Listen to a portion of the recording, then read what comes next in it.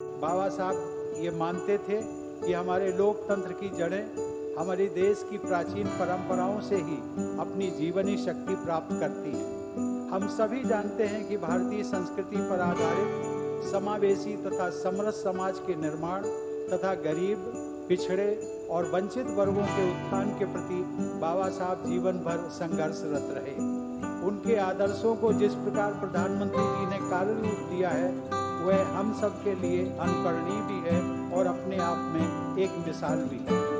प्रधानमंत्री जी, आपको यह जानकर आश्चर्य होगा कि आज से लगभग 50-55 वर्ष पहले हमारे इस गांव में पहली बार किसी राष्ट्रीय स्तर के नेता का आगमन हुआ था और वे नेता थे डॉक्टर राम मनोहर लोहिया जी।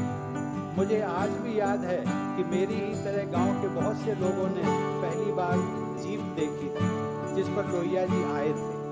इसलिए आज आपके यहाँ आगमन से मेरे गांव तथा आसपास के क्षेत्र के लोग एक दुर्लभ ऐतिहासिक घटना के साक्षी बन रहे हैं। भाइयों और बहनों, मैं जब भी यहाँ आया अपने गांव में आता हूँ तो सहज ही मैं यहाँ की माटी को अपने माथे से लगाता हूँ। शायद इस बात से सभी लोग सहमत होंगे कि प्रत्येक व्यक्ति के हृदय में, चाहे वह छोटा हो या बड़ा, साधारण हो या असाधारण, उसमें अपनी माँ और मातृभूमि के प्रति विशेष अनुराग व श्रद्धा का भाव जीवन पर्यंत बना रहता है। मातृशक्ति के लिए यह विशेष अनुराग व आदर का भाव मैंने प्रधानमंत्री जी के जीवन में भी देखा है।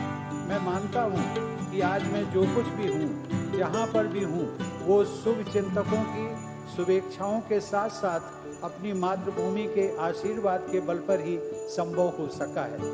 मैं तो ये भी मानता हूँ कि मेरे इस गांव की मिट्टी की वो ताकत है और आप सबका प्रधानमंत्री जी के लिए अपार स्नेह है जिसने प्रधानमंत्री जी को भी इस छोटे से गांव में बुला लिया।